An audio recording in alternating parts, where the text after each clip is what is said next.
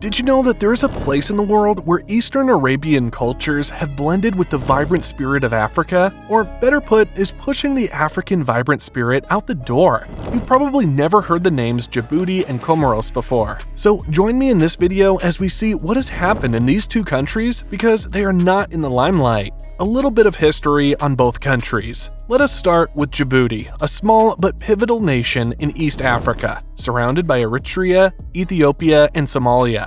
Despite being small in size, Djibouti commands an outsized role on the world stage, as it hosts international military bases and is around one of the busiest shipping lanes in the world. Djibouti's significance is because of its strategic location at the mouth of the Red Sea, where the waters narrow into the Bab el-Mandeb Strait. This is a crucial passageway for global maritime trade, a geographic advantage that has attracted superpowers to establish military bases here, turning it into a focal point of international security. The presence of these bases not only shapes the local economy, but also adds a unique blend of global cultures to the city's atmosphere. Historically, the area known as Djibouti has been influenced by various empires and trading powers, from the early Afar Sultanate to the later Ottoman Empire's influence in the region. It became a French territory in the late 19th century, known then as French Somaliland, and served as a coaling station and railway terminus for trade through the Suez Canal. Djibouti gained its independence from France on June 27, 1977, and since then it has utilized its geographical advantage to develop a robust economy centered around port logistics and services.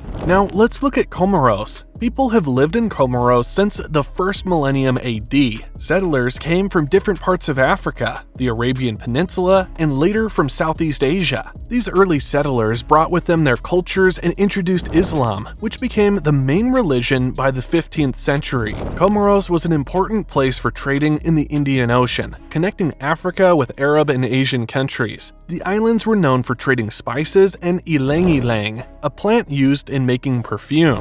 The political history of Comoros is complex. In the 19th century, the islands were under the control of the Sultanate of Zanzibar. Then, in 1841, France started to take control, and by the end of the century, Comoros became a French colony. This lasted until the mid-20th century when the people of Comoros wanted to be independent, like many other African countries at that time. But soon after, there were many political problems, including attempts by the islands of Anjouan and Moheli to become independent from Comoros. Now that we've looked at the history of these two countries, let's see what has happened to them this far in obscurity. Despite Djibouti's strategic location at the junction of the Red Sea and the Gulf of Aden, it is rarely featured in mainstream media. This lack of visibility has both positive and negative consequences. On one hand, the absence of limelight has allowed Djibouti to develop a strong geopolitical role quietly, hosting military bases for global powers such as the United States, France, and China. This presence provides significant economic benefits, including foreign investment and jobs related to the bases. However, being out of the limelight also means that the issues facing Djibouti often go unnoticed. Challenges such as poverty, limited access to education, and environmental issues like water scarcity receive minimal international attention.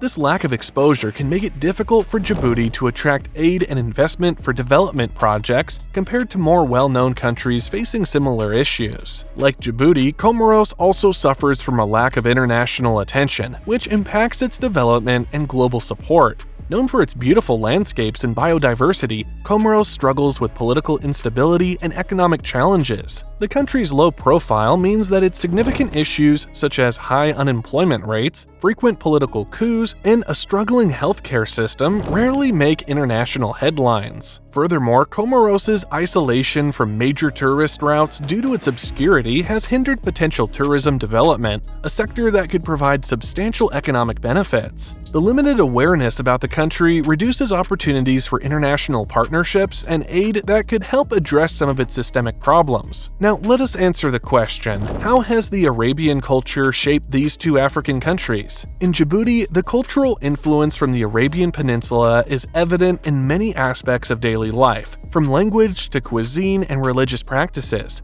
Arabic and French are both official languages reflecting the country's historical ties with the Arab world and its colonial past under France. Islam, predominantly from Arabian cultural roots, is the major religion and plays a central role in the social and political life of the nation. While this blend enriches Djibouti's culture, it also presents challenges. The prominence of Arabian culture, combined with the strategic geopolitical interests due to its location, can sometimes dominate the public discourse. This may lead to the marginalization of purely African customs and languages, such as Afar and Somali, which are also part of Djibouti's heritage but receive less formal recognition and support. Similarly, in Comoros, the influence of Arabian culture is strong, with Islam being the religion of nearly all its citizens. The architectural styles, the prevalence of Arabic in the education system, and the widespread practice of Islamic traditions underscore the deep cultural connections to the Arab world. Comoros, like Djibouti, is also a member of the Arab League, which further strengthens its ties to Arabian countries. However, the African roots of Comoros are equally significant.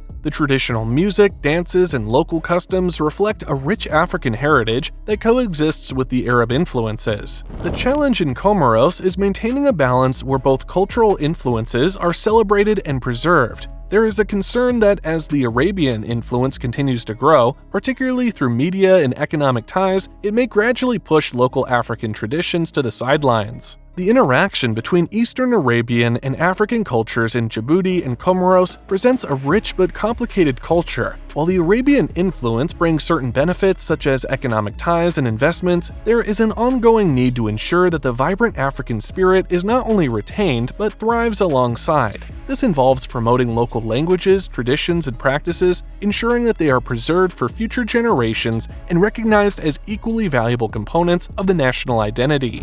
Now, let's look at the climate experiences of the countries. Djibouti's environment is primarily arid and semi-arid, with scarce freshwater resources, making water scarcity a critical issue. The country lacks rivers and has very few natural freshwater reservoirs, relying heavily on underground aquifers and the desalination of seawater to meet its water needs. This scarcity poses a severe challenge for agriculture and sustenance for the population. Additionally, Djibouti is susceptible to environmental conditions such as droughts and occasional flash floods, which are exacerbated by climate change. These events can lead to food insecurity as agricultural activities are hampered. The country's location also makes it vulnerable to seismic activities and volcanic eruptions, adding layers of environmental risk. Urbanization and industrial activities, especially around the capital and the port areas, have led to pollution and environmental degradation. The management of solid waste and the impact of international military bases and heavy maritime traffic contribute to environmental pressures that Djibouti struggles to manage with limited resources. Comoros, on the other hand, faces different sets of environmental challenges due to its geography as a volcanic archipelago with a tropical climate. The islands are prone to natural disasters including volcanic eruptions, cyclones, and earthquakes, which threaten both human life and the biodiversity that Comoros is known for. Deforestation is a critical concern in Comoros, with significant portions of the native forest cover being cleared for agriculture and using wood fuel. This deforestation has severe implications for soil erosion,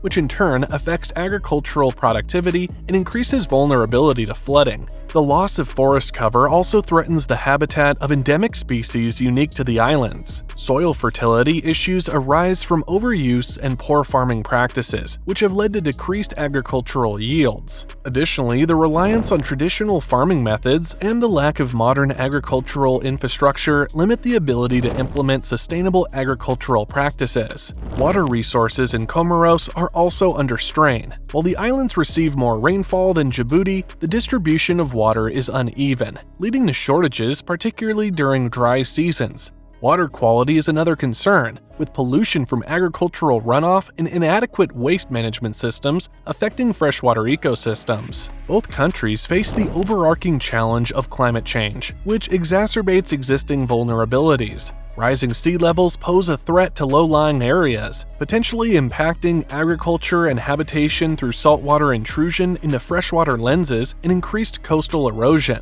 So how do you get to these countries? Well, that can be a bit of a challenge, but here are the things you need to know. Traveling to Djibouti and Comoros involves a bit of planning due to their less prominent international profiles and limited direct flight options, especially for Comoros. Getting to Djibouti is more accessible due to its strategic location and international military presence. The primary point of entry is through Djibouti Ambouli International Airport, which serves Djibouti City. It hosts flights from major airlines including Ethiopian Airlines, Qatar Airways, Turkish Airlines, and Air France, usually connecting via hubs like Addis Ababa, Istanbul, Doha, or Paris. For travelers from North America or Asia, expect at least one stopover, typically in Europe or the Middle East. Upon arrival, visas can be obtained on arrival from many nationalities, but it's recommended to apply for an e-visa in advance to speed up the entry process. Ground transportation in Djibouti includes taxis and rental cars, which are readily available at the airport and throughout Djibouti City. Getting to Comoros. Reaching Comoros can be more challenging.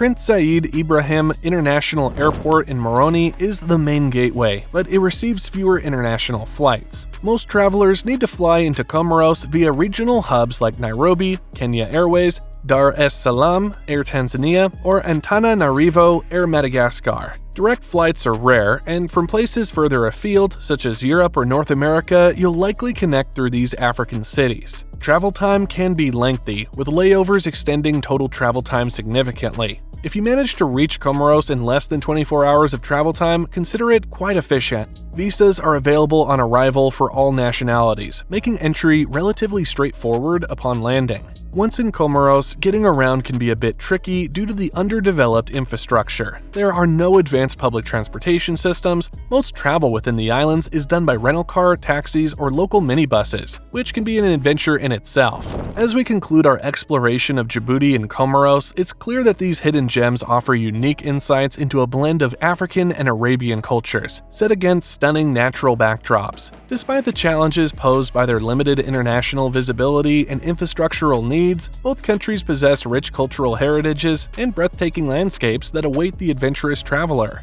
Remember, the world is vast, and sometimes the most rewarding experiences come from visiting places that are off the regular path. So pack your bags and set forth on an adventure that you will not only enjoy, but will cherish forever.